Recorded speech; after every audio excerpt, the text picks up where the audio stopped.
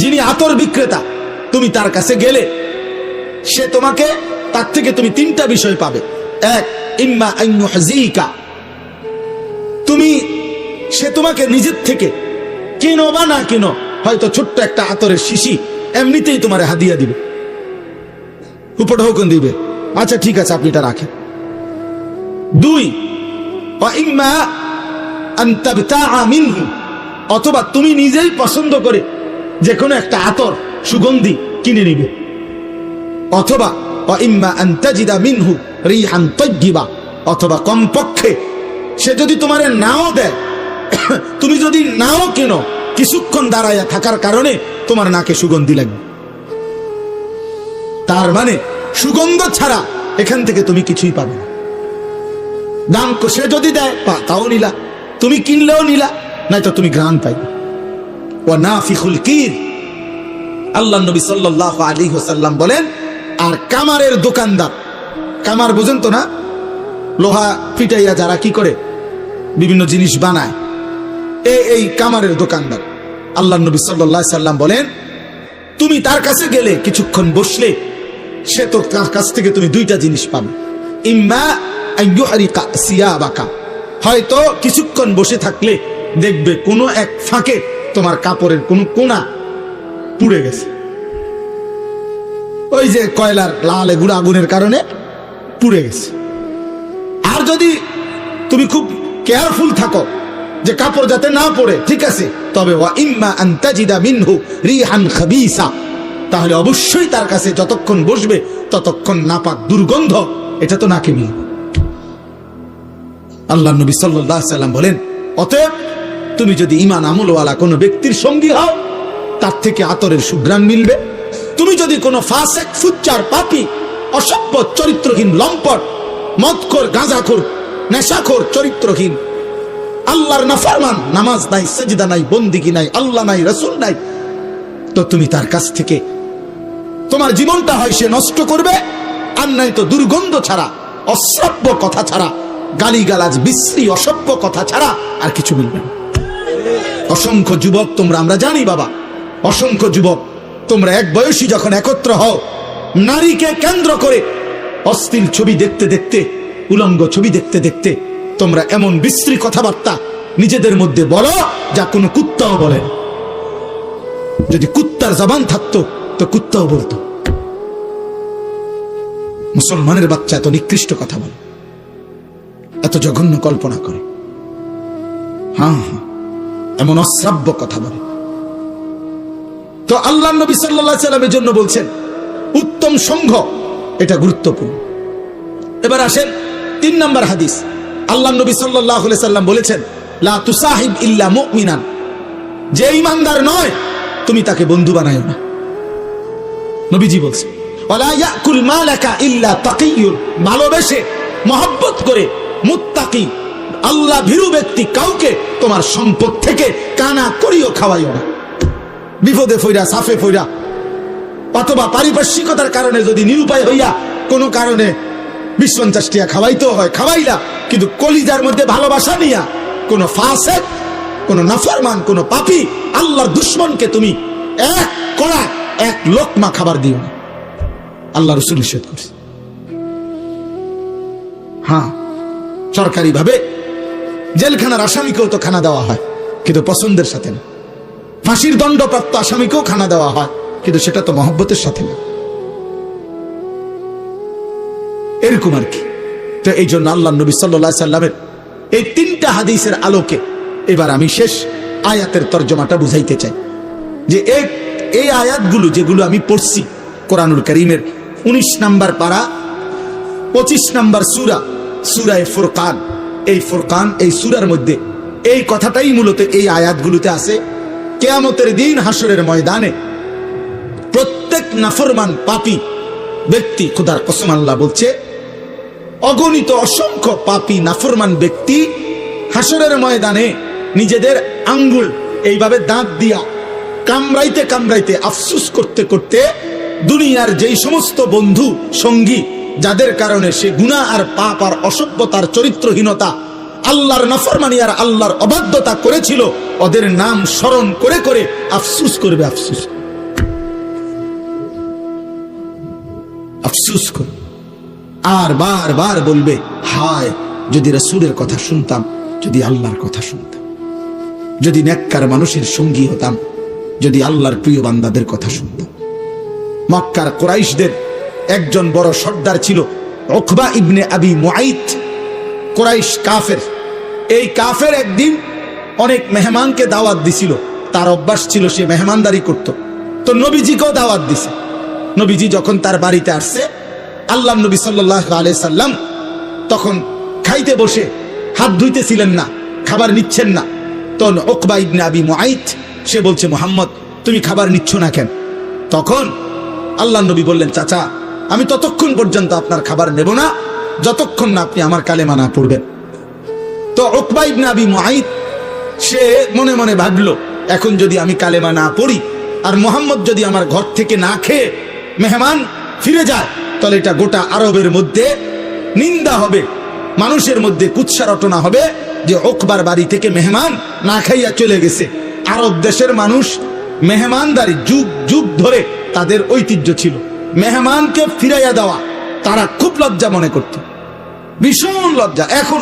এখনো আমরা এই মক্কা মদিনায়, আমরাও হজ উমরায় দেখছি বারবার আরবীয় মানুষের মধ্যে মেহমান নামাজি খুব বেশি, মেহমানদারি। তো উকবা চিন্তা করছে, মুহাম্মদ তো মেহমান আমার, ফিরে যাবে না খাইয়া, আর এটা তো লজ্জার বিষয়। এই জন্য আল্লাহ নবী সাল্লাল্লাহু আলাইহি সাল্লামকে খাওয়াইবার লাগিয়া কালেমা পড়ে ফেলছে। কালেমা পড়ছে আর কি। নবীজি খাইছেন। তো নবীজি খাওয়ার পরে নবীজি সাল্লাল্লাহু আলাইহি সাল্লাম যখন চলে গেলেন, এই তখন এই উকবা ইবনে আবি মুআইতের বন্ধু উবাই ইবনে খালফ, উবাই এই কাফের সর্দার আরেকটা বেঈমান, এই বেঈমানে তারে ধরছে যাইতা, দোস্ত আজ এতদিনের সম্পর্ক বন্ধুত্ব, সেই ছোট্টবেলার থেকে আমরা একসাথে বড় হইলাম, আমরা তোমার সাথে চলি ফিরি, লাকাদ সাবাতা, তুমি আজ ধর্ম ত্যাগ করলা, তুমি আমাদের বাপদাদার মুখে চুনকালি দিয়া দিলা। আমরা এতদিনের বন্ধুত্ব, একসাথে চলি ফিরি, একসাথে মদ খাই, জুয়া খেলি, একসাথে নাচি গাই, ফুর্তি করি, একসাথে জিনা করি, ব্যভিচার করি, অসভ্যতার সব আমরা একসাথে করি। আজ কথা নাই বার্তা নাই, মুহাম্মদের কালেমা পড়ে ফেললা। উকবা ইবনে আবি মুআইত বলল, তোমরা তো দেখছো সে যদি না খেয়ে যেত তাহলে তো আমার বেইজ্জতি, মেহমান আমার ঘর থেকে ফিরে গেছে, এই জন্য আমি না পারতে কালেমা পড়ছি।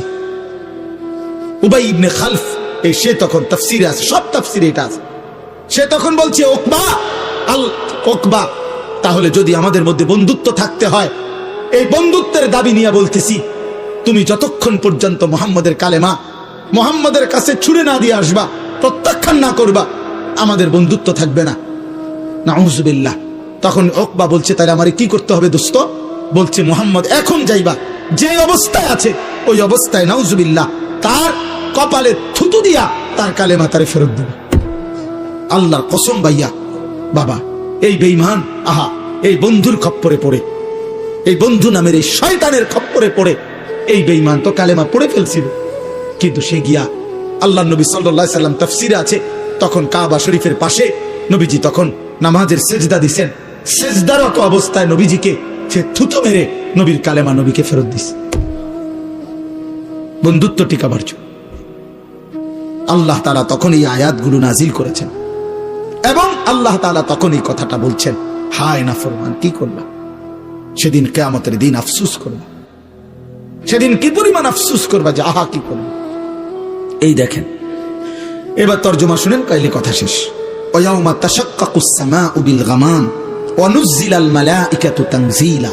আল্লাহ তাআলা বলেন, হাসরের মাঠ যখন কায়েম হবে তখন পায়ের নিচের জমিন আর উপরের আসমান, তো উপরের আসমান মেঘমালায়, মেঘ সাদা সাদা চাকা চাকা মেঘ না, এই মেঘমালায় আসমান ভরে যাবে।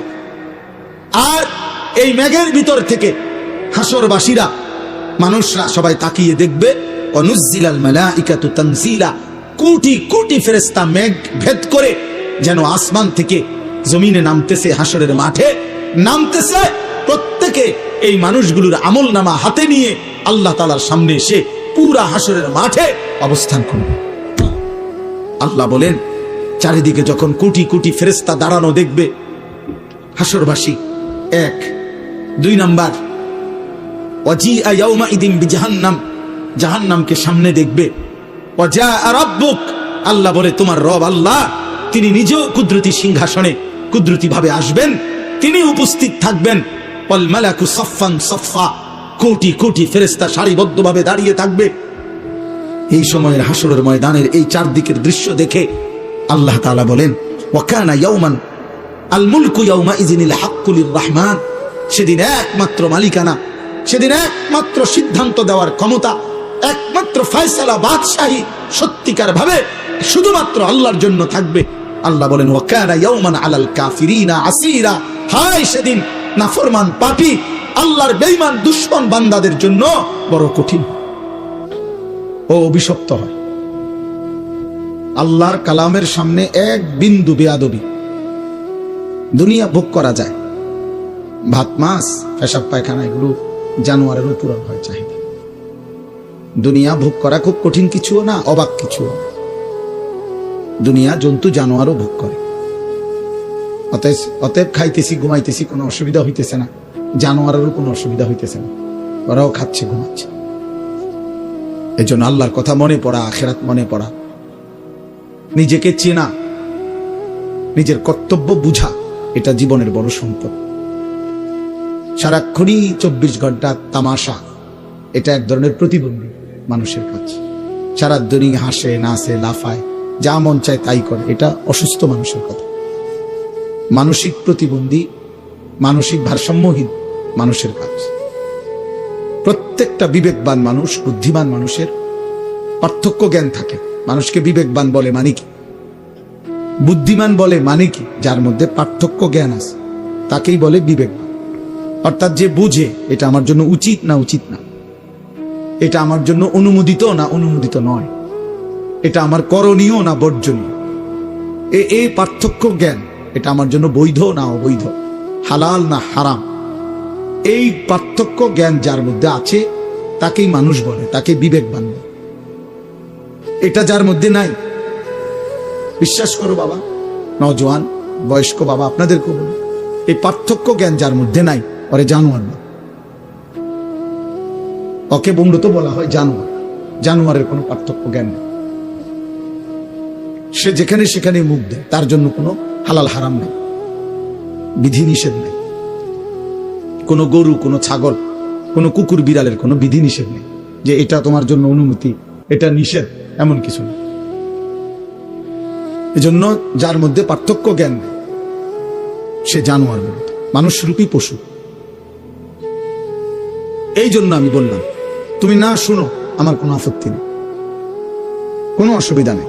আমি কোনো প্রার্থী না, আমার কোনো মার্কা নেই, এটা আমার কোনো নির্বাচনী জনসভাও না। অতএব সকলের সমর্থন জরুরি না। আল্লাহর কথা বলতে গেলে সবার সমর্থন জরুরি না, আল্লাহর কথা বলা জরুরি। সবাই সমর্থন দিল আল্লাহর কথা ঠিক, কেউ সমর্থন না দিল আল্লাহর কথাই ঠিক। অতএব এটার জন্য অপেক্ষা করার কিছু নেই। ব্যাপক জনসমর্থনে কিচ্ছু আসে যায় না, আমি নিষেধ করলাম এই জন্য। এরপরও যারা মনে করো কৌশল করে, চালাকি করে, যে 2-4 জন মোবাইল দিয়ে ছবি তুলতেছ, ভিডিও করতেছ, তো তুমি মনে করো না যে বেয়াদবকে কেউ চালাক মনে করে। বেয়াদব বেয়াদব হয়, তাকে চালাক বলে। অতএব বেয়াদব কখনো চালাক হয় না, বেয়াদব, এটাই নিয়ম। তাইলে এটা মনে রেখো, বড়র কথাকে যে শুনে না তাকে মানুষ বুদ্ধিমান বলে না, বেয়াদব বলে। তাকে কেউ চালাক বলে না। কোনো মিথ্যাবাদী, কোনো পাপী চালাক না, বরঞ্চ মূর্খ। কোরআনুল কারীমের মধ্যে আছে একথা। কোরআনুল কারীমে আল্লাহ বলছে আমার প্রিয় বান্দা যারা বেহুদা কথা যেখানেই দেখে, গুনার পরিবেশ, তারা সরে যায়। আর ডাক দিলেই বলে সালামুন আলাইকুম, ভাই আপনার জন্য কল্যাণ কামনা করছি, লা নাবতাগিল জাহিলিন, আমি মূর্খদের সঙ্গী হতে চাই না। এই অর্থ পাপীদের সঙ্গী হতে চাই না, এটা তাফসীর আছে। তাহলে প্রত্যেক পাপী মূর্খ, প্রত্যেক নাফরমান মূর্খ। আমার পরম শ্রদ্ধেয় হযরত মাওলানা অধ্যক্ষ আনম মাইনুদ্দিন সিরাজি দামাত বারাকাতুহুল আলিয়া, তিনি কথা বলছেন, এত অল্প সময় কথা বল। উনি আমার অনেক শ্রদ্ধেয় মানুষ।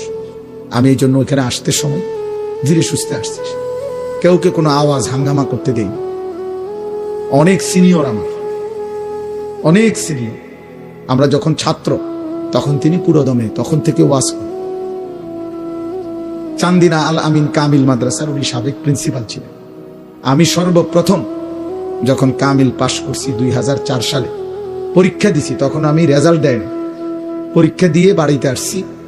সর্বপ্রথমে উনি আমাকে ওনার মাদ্রাসার অফিস থেকে চিঠি দিয়ে ওনার নিজের দস্তখতওয়ালা আমারে চান্দিনা আল আমিন কামিল মাদ্রাসায় পড়াইবার জন্য, খণ্ডকালীন এমনি শিক্ষক হিসাবে অর্থাৎ পড়াবার জন্য উনি আমারে অনুরোধ করছিলেন, বলছিলেন।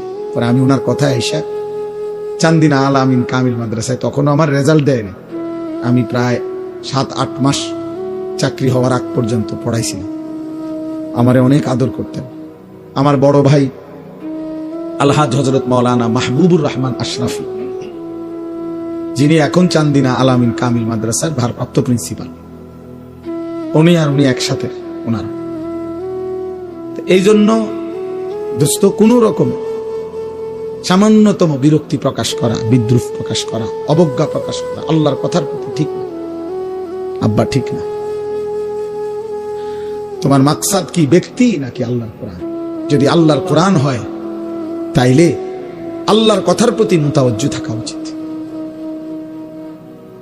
জওয়ান, বুড়া, পরিচিত, অপরিচিত, জনপ্রিয়তা, সুখ্যাতি, এগুলো সবটাই ধোঁকা। ধোঁকা। হ্যাঁ, কারো পরিচিতি দিয়ে কারো কিছু আসে যায় না। ঈমান আমলের ভিত্তিতে আখিরাত, আল্লাহর কথা শোনার ভিত্তিতে আখিরাত। অতএব শ্রোতা বেশি, শ্রোতা কম, জনপ্রিয়তা বেশি, জনপ্রিয়তা কম, এটা কোনো বিষয় না। এটা কোনো বিষয়। আজকে আমরা সবাই, বেশিরভাগ নওজোয়ান, তোমরা আত্মপূজা অর্থাৎ এই পরিমাণ যে মোবাইল, ফেসবুক আর এই বড় মোবাইলের আসক্তিতে নিজেদেরকে এক ধরনের উদ্ভ্রান্ত বানায় ফেলছো। তোমাদের মধ্যে এই অনুভূতি কম। তোরা বুঝতে চাও, বুঝতে চাও মানুষের কর্তব্য, মুসলমান তার কর্তব্য, তার আখিরাত, মুসলমান তার আত্মপরিচয় ফেসবুক দেখে ঠিক করলে হবে না, ইউটিউব দেখে ঠিক হবে। আবারও বলতেছি, দুনিয়া ভোগ করা যায়। নাচলা, গাইলা, ফুর্তি করলা, নারী দেখলা, ছবি দেখলা, মদ খাইলা, জুয়া খেললা, রাস্তায় দাঁড়াইয়া পেশাব করলা, পরের বোন, পরের মা যাচ্ছে, তুমি অসভ্য জানোয়ারের মতো বিশ্রী কোনো কমেন্ট করলা, আচরণ করলা, অসৎ বন্ধুদের সাথে আড্ডা দিয়ে উলঙ্গ কথাবার্তা বললা। এটা তো সহজ। ভেসে যাওয়া স্রোতের সাথে এটা তো সহজ, কিন্তু স্রোতের প্রতিকূলে দাঁড়িয়ে থাকা কঠিন। এই জন্য গুনার এই আড্ডায় ভাইসা যাওয়া এটা তো সহজ, কিন্তু তার প্রতিকূলে, তার বিপরীতে আল্লাহর দ্বীনের উপরে, কালেমার উপরে, ঈমানের উপরে, আখিরাতের উপরে টিকে থাকা কঠিন। কিন্তু সফলতা, সম্মান, ইজ্জত যুগে যুগে তাদের কপালেই জোটে। স্রোতে যারা ভেসে যায় না, প্রতিকূলে মজবুত করে দাঁড়িয়ে থাকে। अगरचे बुत है जमात की आस्तीनों में, मुझे है हुक्म खुदा ला इलाहा इल्लल्लाह। এটা ইব্রাহিম আলাইহিস সালামের কথা। আর কি বাকি কথাটাকে আল্লামা ইকবাল শেরের আকারে বলছে। ইব্রাহিম আলাইহিস সালাম বলেছিলেন যে, হে আমার জাতি, তোমাদের প্রত্যেকের বগলে, হাতে যদি একটা একটা করে মূর্তি থাকে, সমস্ত মূর্তির মাঝখানেও যদি আমাকে দাঁড় করাও, আমি সেখানে দাঁড়িয়েও বলবো লা ইলাহা ইল্লাল্লাহ। আমি শুধু আল্লাহকে মানি, আমি শুধু আল্লাহকে মানি, আল্লাহকে মানি।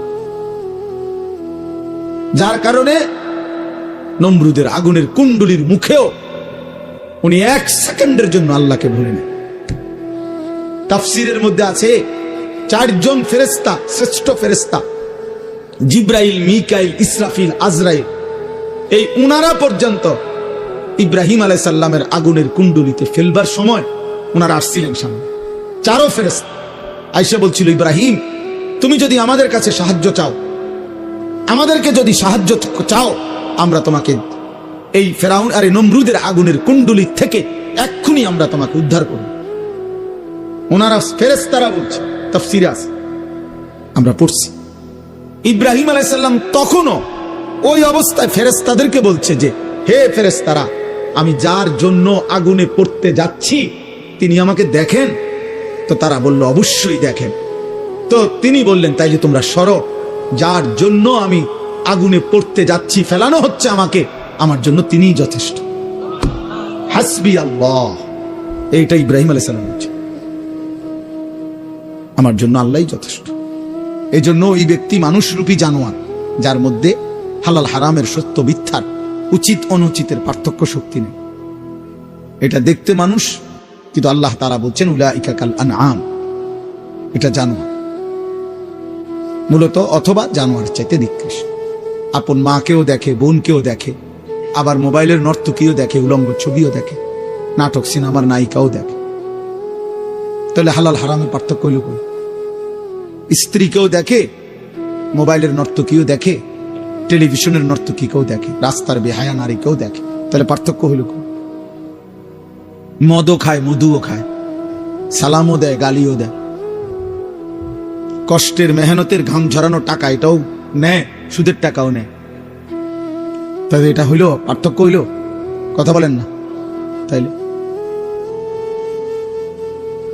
বলো ভাই, তোমরা একটা ছেলে বলো, তুমি পরিচয় দিচ্ছ তুমি মুসলমান, অথচ তোমার চুল, চেহারা, লিবাস, পোশাক, আচরণ, পছন্দ অপছন্দ সব বেঈমান, মুশরিক, কাফেরের মতো। তো এটা হইল কেমন? এটা পার্থক্য হইল কই? তো এটা মানুষ হইল কেমন? এই জন্য বিবেক যার কাজে লাগে না সে মানুষ না, আকলে সেলিম যার নাই সে মানুষ না। এটাই সত্য কথা। আমরা বলেন, আপনারা বলেন নাই তো, একের সহজ বাংলা উদাহরণ বলেন যে একটা ছাগল, একটা কুকুর, দেখতে দুটোটার সাইজ সমান, ছাগল আর কুকুর সাইজে কাছাকাছি, এবং উভয়টার সৃষ্টিকর্তা আল্লাহ, উভয়টার দেহে রক্ত গোশত দিছেন আল্লাহ, অথচ কুকুর এর গোশত হালাল না হারাম? কে হারাম করছে? ছাগলের গোশত হালাল না হারাম? কে হালাল করছে? তাহলে আল্লাহ হারাম করলে যদি কুকুরের গোশত হারাম হয়, আপনি খান না। আল্লাহ হালাল করলে যদি ছাগলের গোশত হালাল হয়, আপনি খান। তো আল্লাহ হারাম করার পরেও আপনি সুদ খান কেন? হ্যাঁ বলেন তো। তাহলে যদি আপনি সুদে খান, তো তাহলে আপনার কাছে কুত্তা আর ছাগলের মধ্যে পার্থক্য কই? বলেন না কেন? তো তাহলে এই জন্য এটা বড় বিষয়। একটা ছেলেকে বললাম, একজন বাবাকেও বললাম, পর্দার আড়ালের মা বোনকেও বললাম, আমাকেও বললাম, পার্থক্য শক্তি থাকতে হবে। একে মানুষ বলে। যেখানে একজন মানুষ হওয়ার জন্য পার্থক্য শক্তি থাকা দরকার, সেখানে একজন মুমিনের জন্য কি পরিমাণ দরকার? একজন মুসলমান হওয়ার জন্য কি পরিমাণ দরকার? আল্লাহ নবী সাল্লাল্লাহু আলাইহি ওয়াসাল্লাম বলছেন, আল হালালু বাইয়িন ওয়াল হারামু বাইয়িন। উম্মত, যা কিছু হালাল তা আমি স্পষ্ট বলেছি, যা কিছু হারাম আমি আল্লাহ, আমি রাসূল স্পষ্ট বলেছি, বলে দিয়েছি। আলো অন্ধকার পরিষ্কার করে দিছি, রাত্র দিন স্পষ্ট করে দিছি, স্পষ্ট করে দিছি। কোরআনুল কারীমের মধ্যে আছে, আল্লাহ তাআলা বলেছে, কুল তাআলাউ আতলু মা হাররামা আলাইকুম রাব্বুকুম। হে নবী, আপনি বলুন যে হে দুনিয়াবাসী, শোনো আমার আল্লাহ তোমাদের উপরে কি কি হারাম করেছেন, আমি আল্লাহর পক্ষ থেকে মুহাম্মদ সাল্লাল্লাহু আলাইহি ওয়াসাল্লাম তোমাদেরকে শোনাচ্ছি। তো শুনাইছেন কোনটা হালাল কোনটা হারাম। তো সেখানে একজন মুসলমান, তার মধ্যে হালাল হারামের পার্থক্য না থাকলে সে মানুষ হয় কেমনে, মুসলমান হয় কেমনে? এই জন্য আব্বা তোমরা বলো, আমি প্রতিদিন এটা জিজ্ঞাসা করি। সেই সকাল থেকে রাত পর্যন্ত নিজেকে মুসলিম পরিচয় দেওয়ার পরেও যে একটা ওয়াক্ত নামাজের সেজদা দিলাম, একটা সেজদা দিলাম, তুমি মুসলমানের বাচ্চা কেমনে, মানুষের বাচ্চা কেমনে? তুমি জানোয়ার না তো জানোয়ারটা কে?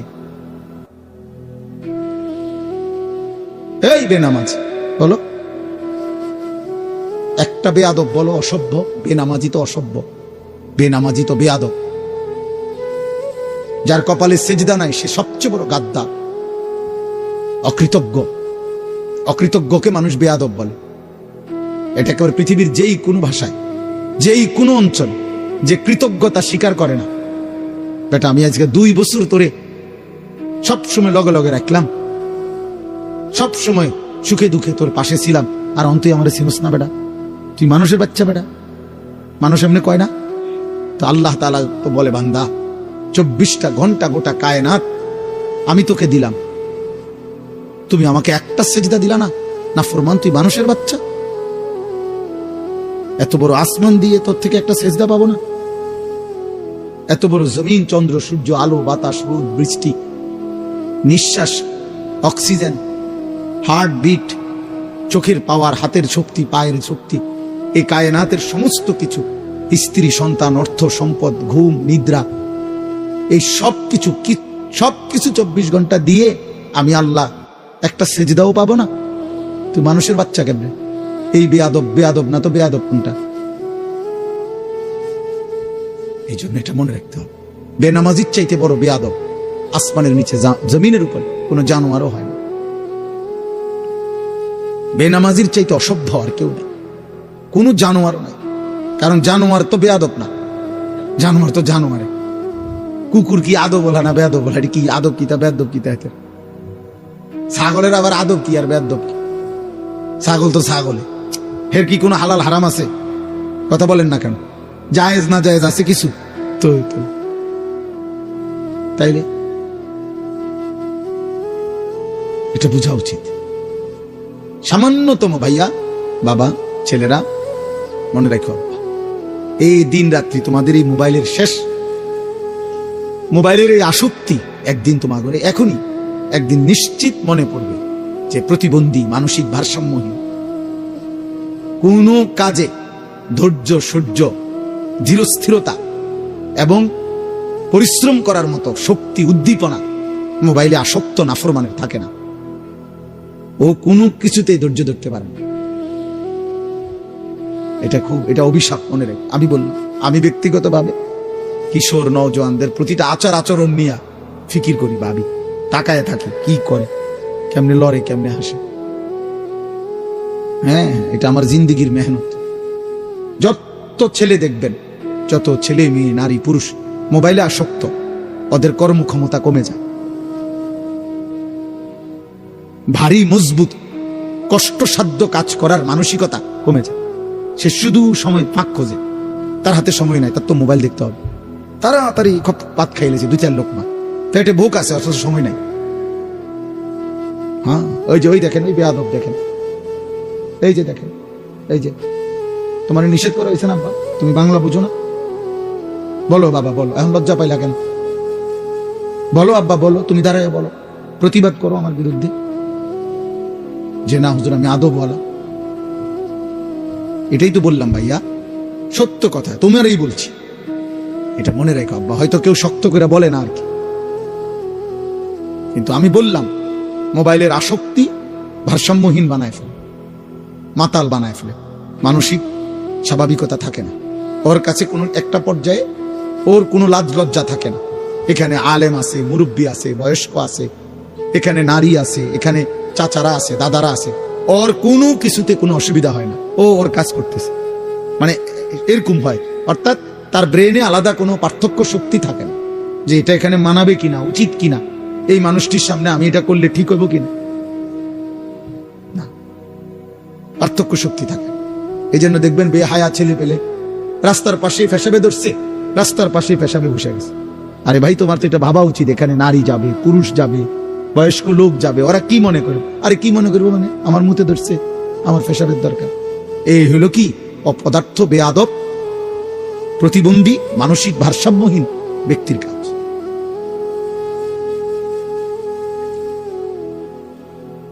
অথচ আল্লাহ নবী সাল্লাল্লাহু আলাইহি সাল্লাম, সাহাবায়ে কেরাম বর্ণনা করছেন, আল্লাহ নবী বলছেন রাস্তায় তোমরা বসবা না, বসতে পর্যন্ত নিষেধ করছে, পেশাব তো দূরে থাকে। হ্যাঁ, আল্লাহ রাসূল সাল্লাল্লাহু আলাইহি সাল্লাম বলছেন সাবধান, তোমরা বসবা না। ইয়াকুমুল জুলুসা ফিত তুরুকাত, সাবধান, তোমরা রাস্তায় বসা থেকে বিরত থাকো। সাহাবারা বলছেন ইয়া রাসূলুল্লাহ, মাঝে মাঝে আমাদের অবস্থা এত সংকীর্ণ যে রাস্তায় আমরা এক পাশে যদি কয়েকজন আমরা না বসি, আমাদের এই ছাড়া একত্রে কথা বলার মতো কোনো জায়গায় নাই। মাঝে মাঝে আমাদের অবস্থা এমন হয়, তখন আমরা কি করব?